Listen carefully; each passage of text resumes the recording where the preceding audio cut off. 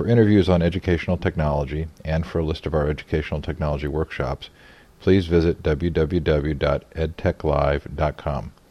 To join in the discussion on School 2.0, please visit www.school20.net. And for discounted Dell computers, please visit our sponsor, www.k12computers.com. Really, the structure of school and the way that school occurs and the power relationships in classrooms and schools has remained largely unchanged for at least 100 years, and in reality going back even more. And so when you're talking about transformation, the technology in most cases hasn't led to a transformation in the structure, in the power relationships, and in the activities that are occurring in the classrooms. When we look at what they're actually doing with the technology, they use it more outside of the classroom. The newer teachers use it more outside of the classroom than older, more experienced teachers. But in the classroom, they actually use it less.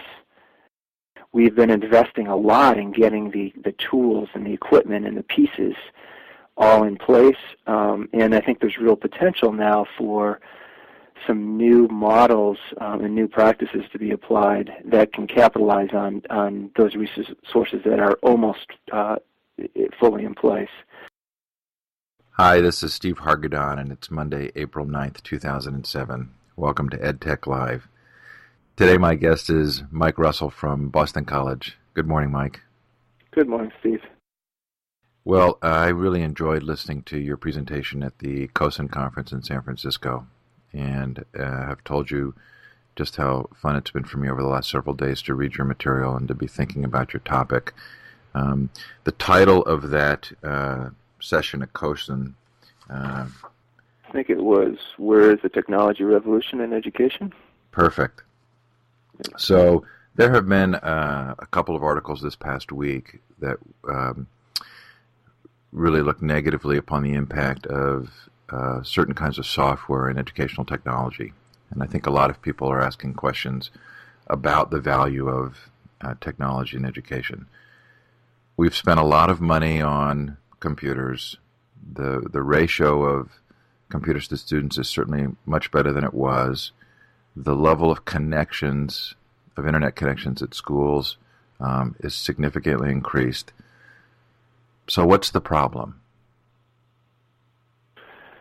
Well, I think there's a couple issues. One is, I think these studies, I haven't had a chance to read these studies in full, but I am familiar with their designs. And, the studies are focusing on kind of old technologies in some ways that are designed to have very specific impacts on learning. I'm not sure about the tests that were being used for those studies, but oftentimes we've seen that today's tests aren't always sensitive to the types of learning that tend to occur with technology.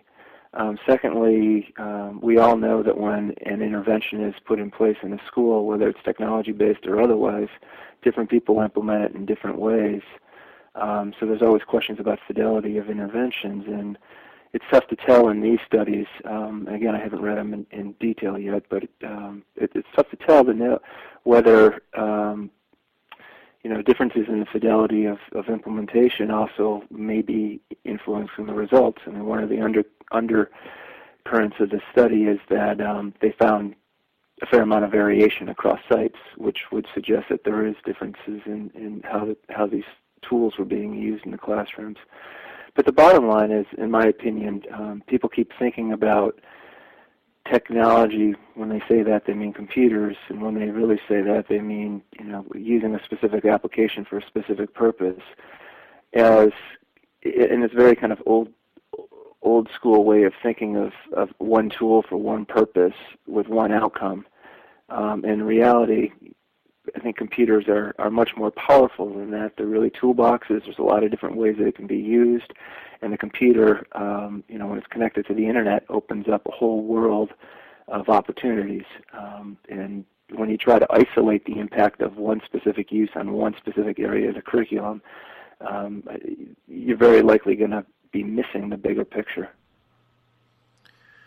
I think that you did a really nice job in your presentation of discussing the different ways in which computers can be used in the classroom. Are you willing to go over that again? I think you called it the 4 contexts. I mean, traditionally, you see computers being used kind of in the business class context, where you're either trying to develop very specific business-related skills, such as learning how to use a spreadsheet to do accounting and budgeting and so forth, learning how to use keyboards, obviously to develop keyboarding skills. So you then also kind of computer classes themselves, where you're students are learning how to do programming and using other kind of graphic artist related tools. Now there's Java and web page development as well. So, those are kind of 2 different contexts. One is developing business-related tools, and another is developing computer-based skills. There's a 3rd context tends to be for writing, and that tends to occur across curricular areas. And then 4th is really what I think of and what Hank Becker actually called more of experimentation. Hank, when he did his work in the late 90s, found that there was more experimentation occurring in the elementary grade levels. But now I think it kind of occurs across the board, where some teachers get turned on to a piece of software or a use of computers for some purpose, and they play around with it and they try to get a feel for it, and they're experimenting with it. But it doesn't necessarily become either part of the curriculum or a tool that's used regularly throughout a course or across courses. So would a lot of the tools of the Read-Write Web or Web 2.0, would they fall into that 4th context? Yeah, I think so at this point. Yeah, definitely. And one of the things you're starting to see in very isolated areas is people starting to think about how you can use technology to really open up learning, create really different opportunities for kids to learn, and in some sense kind of allowing learning to be personalized and tailored to kids' interests and current needs. But that's extremely isolated, and I think that's the piece where there's real potential for technology to impact education, but which a lot of the research that has occurred in the past is missing those impacts. And even if they try to measure them, the methodology would probably be blind to those impacts. So would it be fair to say in summary that, at least to this point in time, the use of computers in the classroom, which is perceived and probably accurately as not having really transformed education, is really just like having very expensive pencils in the classroom? Yeah, it's more than pencils, but yeah, it's somewhat similar to having expensive traditional resources. In many cases, all you've taken are paper-based and pencil-based learning and transformed it into an electronic medium. That's not to say that transformation isn't effective. I mean, in my presentation and some of my past work, it's clear that if kids are writing with computers regularly throughout the writing process, they end up writing more, and in the process develop better writing skills. So that's a very positive outcome, but it's not transformative in any way.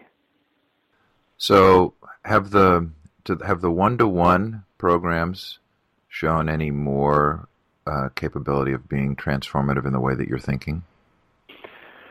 No, that's a great question. One of the things that we have seen in the one-to-one programs that we've looked at, and we've looked at, depending on how you count 6 to 7 different programs, mostly in the New England area, is the presence. The one-to-one computing leads to much more use of the technology. So kids will be using it much more during the course of the day, and teachers will obviously use it more as well.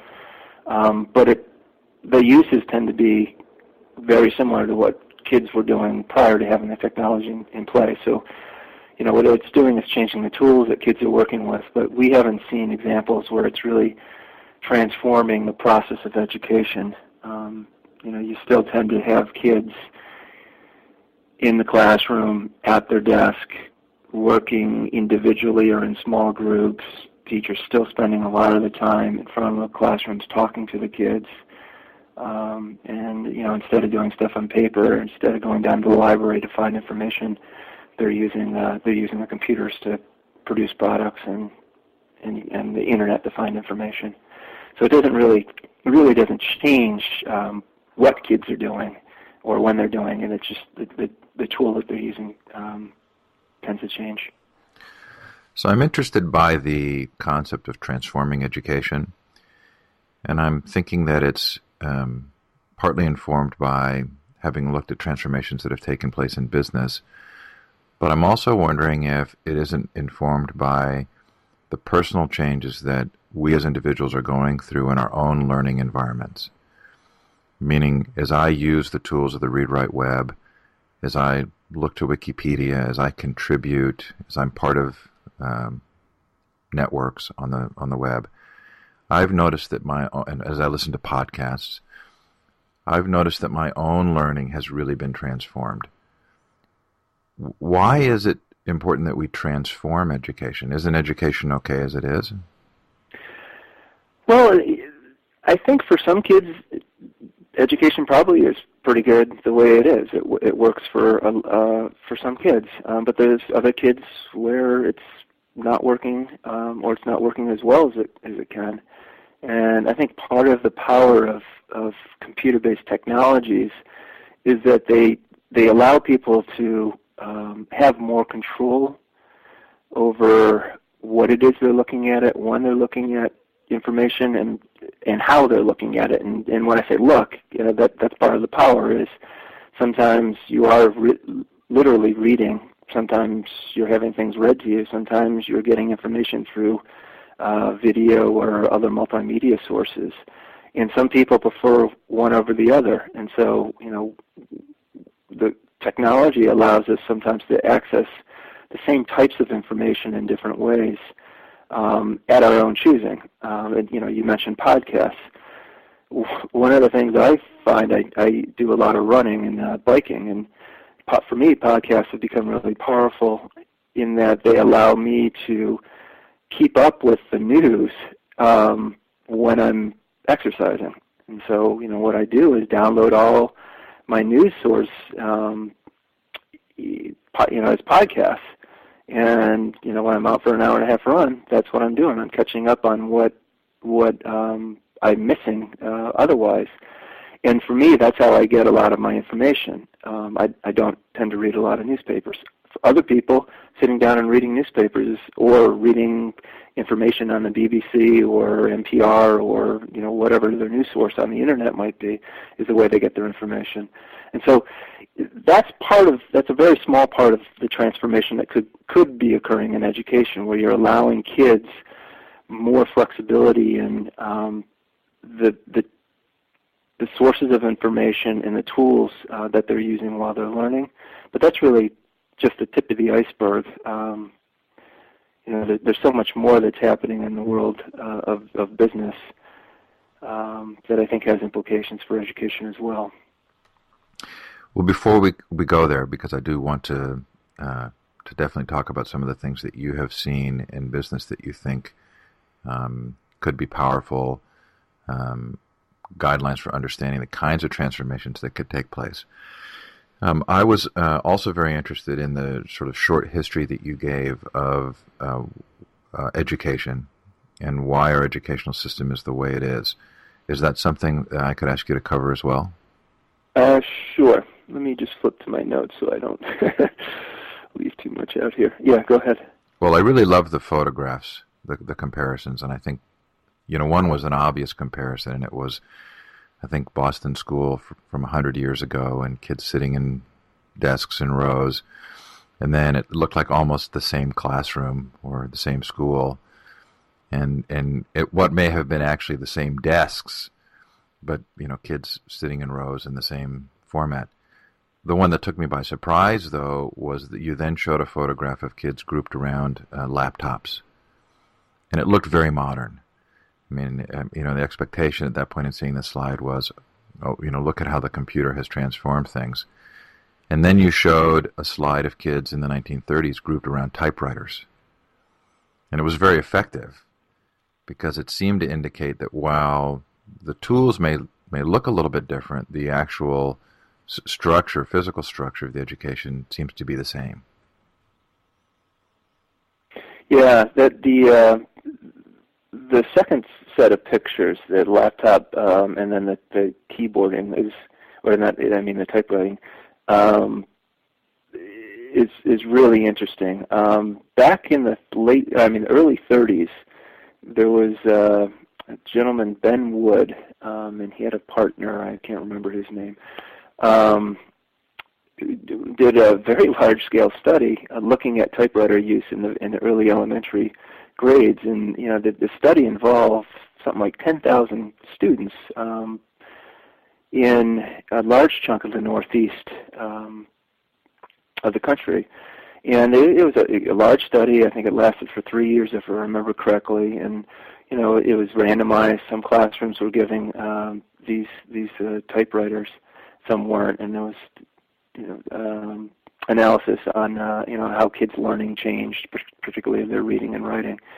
And what it showed is that, in fact, that the classrooms that had the typewriters and were being used saw increases in kids' reading and increases in kids' writing skills. And what's interesting to me, there's a few things that's interesting about it. One is that study is very similar to the types of studies that are done today with computers or laptops, where you're giving some kids a tool and an intervention, and other kids you're not. Secondly, one of the findings is that it depends on the implementation. There's some places where the keyboard or the typewriters didn't make a big difference, and other classrooms where they were used a lot, and they did make a big difference. This story is exactly the same as what we were talking about earlier. We see the same thing with today's computer-based technology tools. But for me, the really interesting thing is exactly what you said, that when you look at the images of those classrooms from the 1930s and today's classrooms, the structure, the tool's different, a typewriter versus a laptop, but the structure of the classrooms and what seems to be occurring in the classrooms is pretty much the same. If you don't have a tool for everybody, you tend to have a handful of kids working with that tool, and the other kids are off in another part of the room, often working with the teachers doing something else. And the teachers end up setting up these rotational systems so they can move kids in and out and off of the technology, and they tend to have kind of different activities going on in the room at the same time. But I think more importantly, you also tend to have the teacher in complete control of the classroom and of what kids are doing with the technology. And when you're talking about the history of education, I think when you look at the images either from the early 1900s, the Boston Latin classroom, to today's Boston Latin classrooms, or these rooms with the laptops versus the typewriters, is really the structure of school and the way that school occurs, and the power relationships in classrooms and schools has remained largely unchanged for at least 100 years, and in reality going back even more. And so when you're talking about transformation, the technology in most cases hasn't led to a transformation in the structure, in the power relationships, and in the activities that are occurring in the classrooms. It was very interesting for me to read your history of the charity schools and then the common schools, and then the decisions at the turn of the 19th to the 20th century in what appeared to me to be sort of three vying philosophies of schooling. And I'm not sure I realized just how distinctly our school system really reflects the structure and format of the Industrial Revolution. I think I knew that to some degree, but I don't think I had made the connection so clearly. Yeah, it's really interesting. It's people talk about a factory model of schooling, and I think oftentimes when they use that term, they kind of think about kids being moved almost as an assembly line through through either grade levels or within a grade level, particularly in the middle and high schools, kind of moving from, you got English first, now you're moving to math class and to science class and then to social studies and then to lunch and then wherever you're going to go after that. And so they kind of think of it as assembly line, either being processed through the grade levels or processed through different topic areas in a given day. But in reality, there's much more to this notion of a factory model of education, and it really does, in my mind, date back to some around the mid 1800s, when you start to have the formation or the transfer from what were called charity schools back then. And charity schools were schools run primarily by Protestant organizations for students who today we would say are at severe risk. These are kids whose parents were generally low income, uneducated, oftentimes didn't have jobs, were believed to engage in criminal activities. And the fundamental belief was that if you allow kids to remain in that environment, they're going to become tomorrow's criminals. So the charity schools would take these kids in and try to give them an education. Of course, they're operating with a very limited budget, and so they had to try to start thinking about efficiencies in their educational models. And of course, that's the time when Industrial Revolution, is really occurring, and you're starting to really see factories and factory models of production starting to develop, and it really takes off in the early 1900s. But this whole notion of efficiency and applying models of efficiency to schooling, it starts to take place in that 1850s. And about that same time, there was a model of schooling called the Lancasterian model that, again, it was an efficient model where you had a single teacher who had some kind of almost star pupils, star students that would serve as his or her assistants, usually his. And those assistants would then work with groups of students. Students would cycle through the assistants, slowly weaving their way up until they had developed enough knowledge and skills to interact with the head teacher. And so right there is, in the 1830s, 1850s, you have this real, true assembly line model of efficiency where in the extreme you could have one teacher working with 800 kids. That efficiency then, as we started developing common schools, which were really kind of the first public schools, again in the mid to late 1800s, they had taxes, they had more revenue, but they tended to adopt these efficiency models to education, and that then led into the expansion into middle school and high schools around the turn of the century. As I've listened to you make that description, I've wondered, those who had the resources, the wealthy in our society, are there models for the kind of schooling they give their children, tutoring, that were significantly different than what was taking place in the public education sphere? That's a good question. I haven't ever studied the kind of private school evolution of private schools, but I suspect that if you look at least the private schools that I'm familiar with, they tended not to take in huge numbers of kids the way that our public schools did. I mean, you have to remember that in 1900, there's only like 1 out of 7, 1 out of 8 kids were graduating high school, and there was only about 2 out of 10 kids that were actually attending high school. And by the late 40s, early 50s, those numbers skyrocketed so that you had about, I think, if I remember correctly, it was about 7 out of 10 kids were graduating. Pardon me, 8 out of 10 kids were attending, and I think it was like getting close to 7 out of 10 were graduating by the late 40s, early 50s. And so you had this huge explosion of kids going into public schools that you didn't have happening with private schools, because they're selective in their enrollments.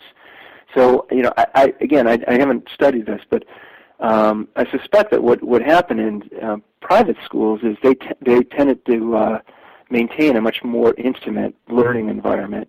And that doesn't mean that it's still not teacher-directed, but it tended to be more intimate, where the teachers could work more closely with individual students or small groups of students without having to focus on huge numbers and this notion of efficiency.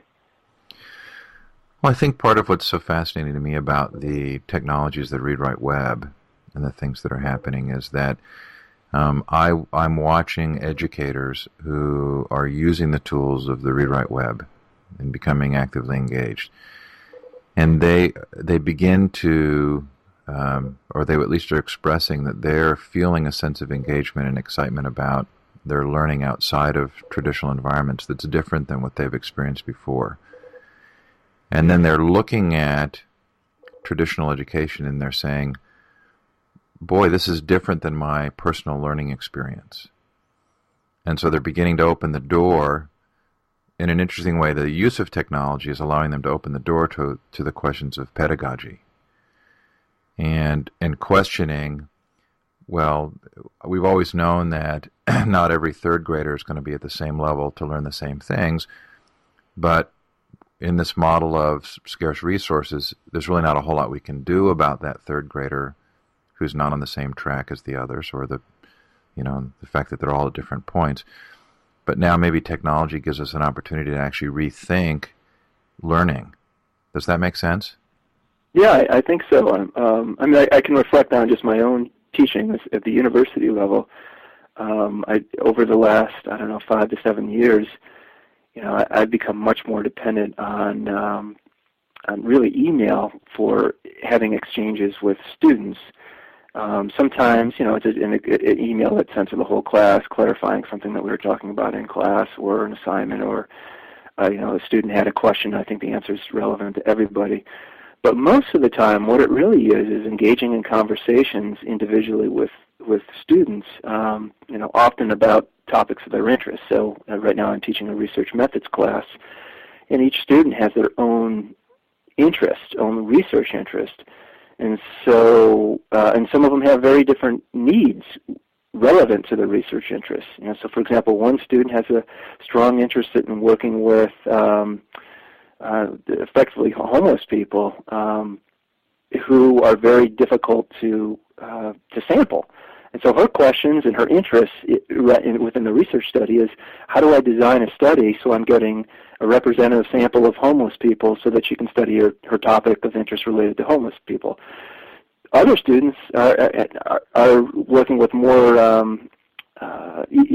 easily defined and easy to access populations, and their interests, A, their topics are different, and B, their research challenges are very different. And so, even though it's a fairly traditional course, college level, with a lot of lecture format, outside of class, the internet and email has allowed me to really personalize the learning in a way that 5 to 7 years ago wasn't really happening. Students could come into my office hours on a very limited basis and engage in those conversations, but office hours had to be convenient for them.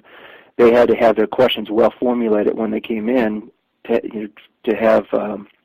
get their 15 minutes benefit, and I would have to be able to respond off the top of my head while talking to them. With email, all that goes away. They can interact with me at any time. We are able to think before we respond to each other. They can go dig up additional information to answer questions that I might have, and vice versa. I can go up into the internet or some of my own files and pull out examples for them to look at that are relevant to whatever their interests are. So it's a really small example of how really the internet and a basic tool like email has really, in my own personal teaching, changed the interactions that I'm having with students, and has allowed me to really personalize my instruction in a way that didn't happen 5 to 7 years ago. Now, if I'm an educator and I'm listening to this, do I get a little afraid that that this is going to become super time consuming? I mean, can you give some sense of whether or not this actually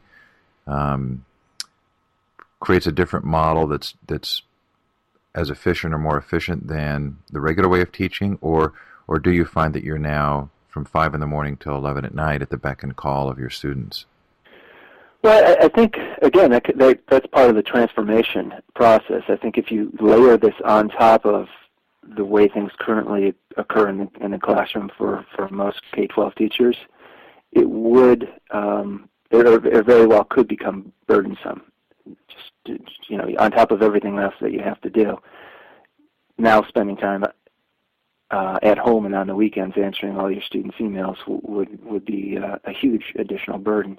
But it doesn't have to be that way. I mean, if you think about kind of restructuring and transforming the way teaching and learning occurs in the classroom, you could effectively free up time for teachers to engage in these types of conversations. So one of the things I talked about in my talk at COSIN was, are there elements of teaching that are high effort, low reward for teachers, meaning, it takes a lot of their time and effort, but there's very little that they learn about their students or that their students learn from them that could effectively be outsourced, so that the teacher's not the one doing that, and instead freeing up his or her time to have these types of interactions, one-on-one individual interactions with their students. And the example I used is grading of homework in many classes. It's for 80% of the students in a class, there's probably not a lot of value gained by having the teacher, the main teacher, doing all of that grading. They're essentially seeing that answers are correct, marking answers correct, telling students that they're doing a good job. It's only for, say 20% of the students who are routinely having problems that there's value in having the teacher closely look at their work. But even in identifying that 20%, you could probably outsource grading or analysis of student work, and then have information returned to the teachers that are focusing them on those kids that are in need. And that's just one small example of how you might be able to use the technology to transform both who's doing what I think a lot of people would probably say is mundane activities that you probably don't need all the teacher skills, classroom teacher skill to be doing, and instead allow those teachers to have more time to interact with their kids, either face-to-face or through some kind of email, internet exchange. Well, I'd like to move to some of the things that you have seen take place in business, the transformations that have taken place in business. But before we do that, I just wanted to bring up one thing that we didn't mention that I thought was intriguing from your talk, and that was that if I read it correctly, you said that we've sort of waited for the next generation of teachers who would be coming out of technically savvy backgrounds, the maybe digital natives, to speak, coming forward, and that they would actually kind of bring more transformative uses of technologies into the classroom. And I think you said that statistically that they may actually even be bringing less in. Well, what we're finding, yeah, exactly. There's been this belief, and people have been talking about this since really kind of the late 90s, that as older teachers have been teaching for a long time, start retiring, and we start bringing in a new crop of teachers, many of whom would have grown up in the quote-unquote digital age and would have comfort with technology, that it's those people, that new group of teachers coming in who have technology skill and confidence that really will start being the users of technology in schools. And so, we're starting to see those new teachers come into the classrooms. And when we looked at what those teachers are actually doing, what we found was that, in fact, these teachers do report that they have better technology skills. They do believe that they're more confident. They report higher levels of confidence working with technology. But when we look at what they're actually doing with the technology, they use it more outside of the classroom. The newer teachers use it more outside of the classroom than older, more experienced teachers. But in the classroom, they actually use it less. So, in terms of transforming or increasing use of technology in the classroom, the newer group of teachers, just because they're there doesn't mean there's automatic increases in technology use.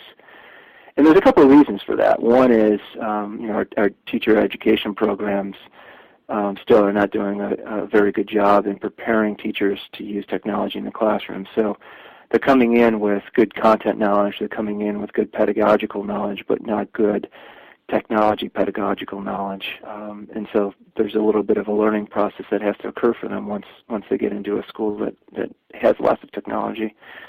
Second is when a new teacher comes into any school, the first few years of teaching is extremely difficult. They have to get to know the school culture. They have to get to know the students. They have to get to know the curriculum.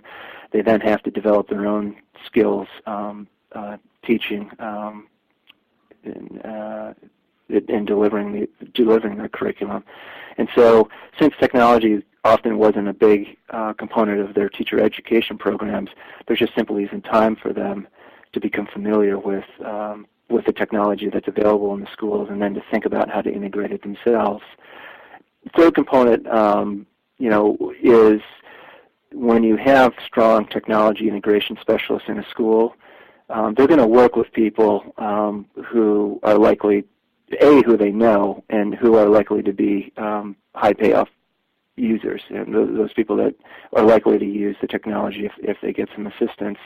And again, the new teachers are put at a little bit of a disadvantage because they're not known to anybody, and everyone knows that they're extremely busy with everything else. So they, in some of the schools we looked at, they tend not to get as much support as you might think they would get during their first year or two of teaching. So those three factors combine to partially explain why these folks aren't using technology as much as I think people anticipate they would.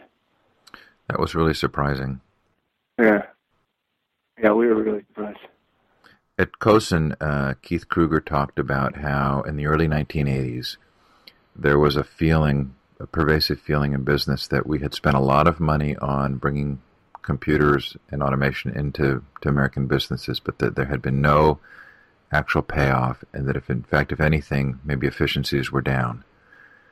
Clearly, 25 years from there, we feel that computer technology has dramatically transformed our nation's business culture.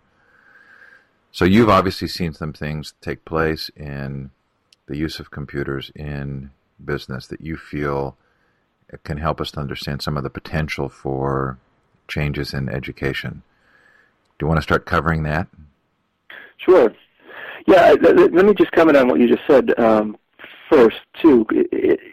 I think it was Thomas Friedman in his book, The World is Flat, kind of talked about that. And I believe it was in that book that he spent a fair amount of time kind of doing an analysis of kind of the whole technology boom in the stock market in the late 90s, mid to late 90s.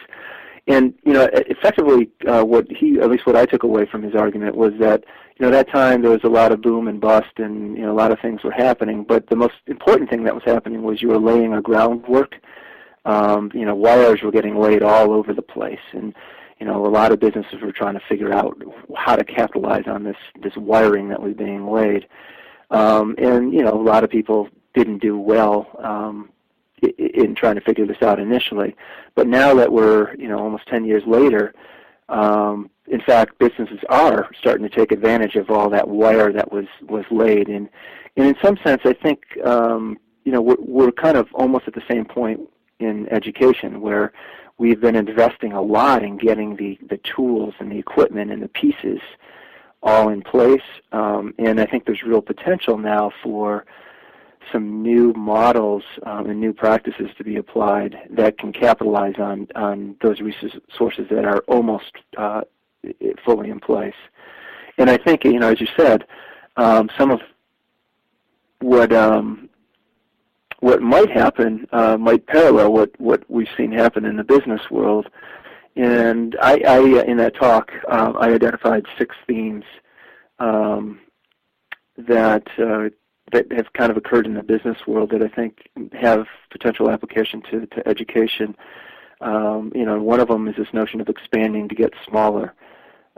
This notion of allowing your business and the products that you are trying to sell to expand, so that you can, and in the process of not with the expectation of selling a lot of all those products, but instead with the expectation of creating a lot of niches, specialized niches for which small sets of products will be very attractive. And the fundamental shift is that in a traditional brick and mortar store, you couldn't have that large of a stock and have access to a large enough niche that would make it profitable. But when you go into an internet world, or a national or a world market, you can connect niches across geographic locations to end up having a substantial client base that then makes it worth trying to cater to multiple small niches. And again, I think that has application to education, where within schools, when you're talking about students' interests and needs, it may be very difficult to get enough students with a given need or interest to justify investing resources to meet those needs. If there's only 1 or 2 kids who have when I say special need, I don't mean a learning need. I mean a need at that point in time in their learning. If there's only 1 or 2, it's hard to justify spending a few $1,000s for some special software or some special tool to meet those kids' individual need or interest. But if you can connect those kids across schools, you now can end up having cohorts or groups of 20, 30 kids, and now it becomes justifiable and feasible to be spending that $2,000, $3,000, $4,000 for that group of kids. And so this notion of expanding your outreach so that you can have your outreach be targeted has clearly made a number of businesses really successful, and I think it has implications for school as well.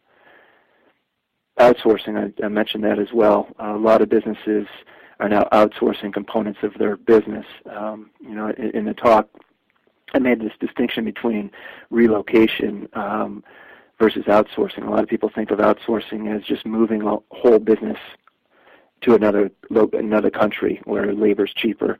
That's really not what outsourcing is about. Outsourcing, when done effectively, is identifying that part of your business which is necessary but tends to be mundane and detracts from the real value that your business has to offer.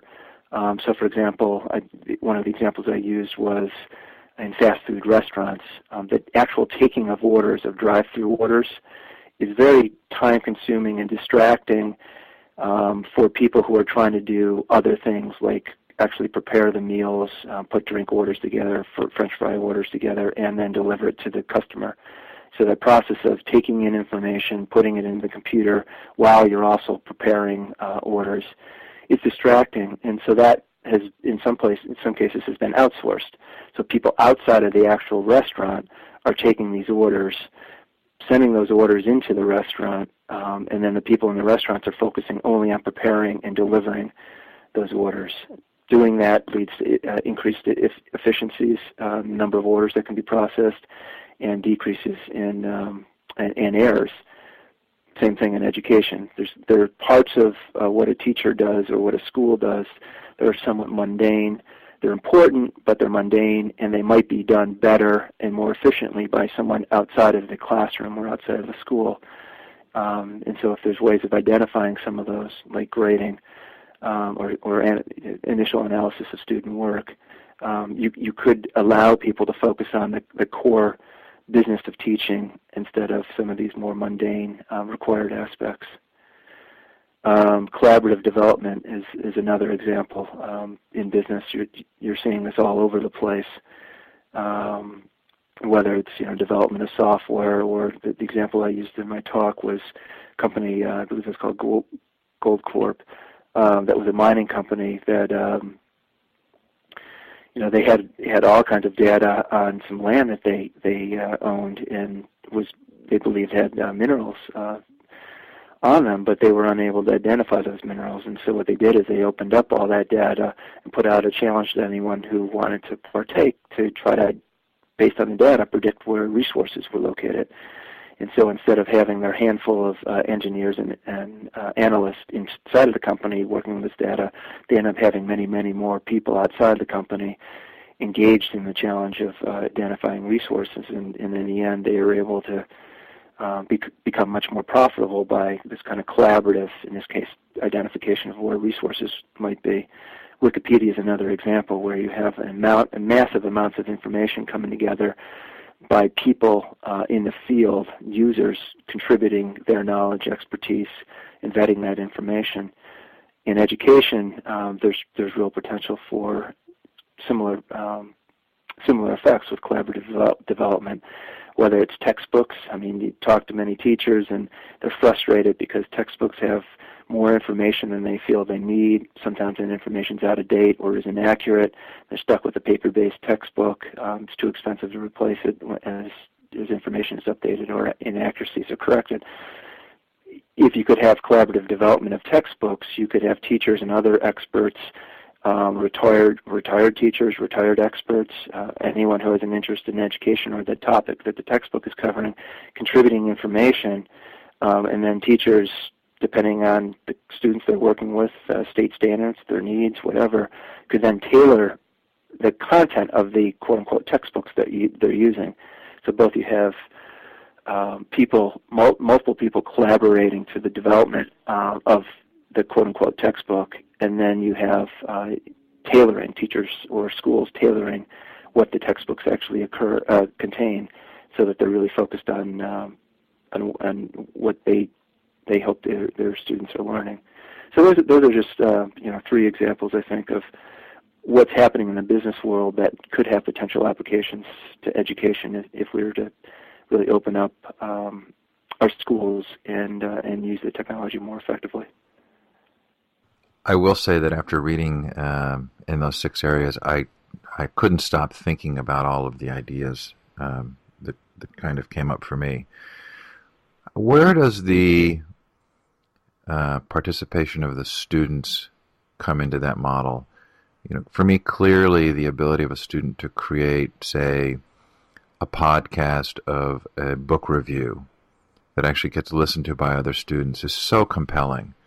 The creation of content, this idea that the student could actually become an historian, and even in certain cases be looking at source documents that would otherwise not be important enough to be seen by somebody else, and actually participate in the process of creating knowledge.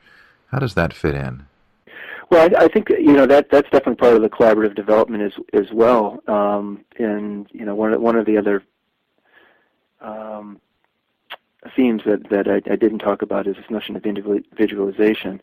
That is, kids could choose to show their knowledge and understanding through different mechanisms. And so, maybe one student does create a podcast, another student might create some interactive Flash-based tool to demonstrate their understanding of some physics concept or a statistical concept like correlation. And so you could have students demonstrating their knowledge and putting up tools and resources that other kids could then turn around and use to help them develop their knowledge and understanding of concepts. I'm experimenting with this in my class, my research methods class right now, where I've asked students to form, or actually I guess I assign them into groups of 3 or 4. Each group is supposed to develop their own wiki research primer that's supposed to kind of identify the main concepts and topics that we explore in the course. And I'm doing this to help them try to solidify their understanding, and so that I can learn what they think is most important about what we're talking about. But ultimately, what I can do the next time I teach this course is open these up and make them available to everybody, so that the students, some of them may end up going out and buy the $80 textbook. Others may see this research primer along with the other materials that I provide in the course sufficient for their learning materials. And that ultimately I might ask students or allow students then to refine these research primers that are put up there so that over time they're improved, they're expanded upon, and now it becomes both a learning tool for the students as well as a way for me to look at what kids are learning from the course I'm teaching. Same thing could happen in maybe not down at the K level, but upper elementary through high school certainly. And so the students could really be developing or contributing to the development of learning tools as well. Michael, fascinating topic. Let me express my appreciation for the thoughtfulness with which you've approached it and the degree to which I really enjoyed going over the materials, and for taking the time today to talk about it. Oh, I appreciate it. It's been a lot of fun.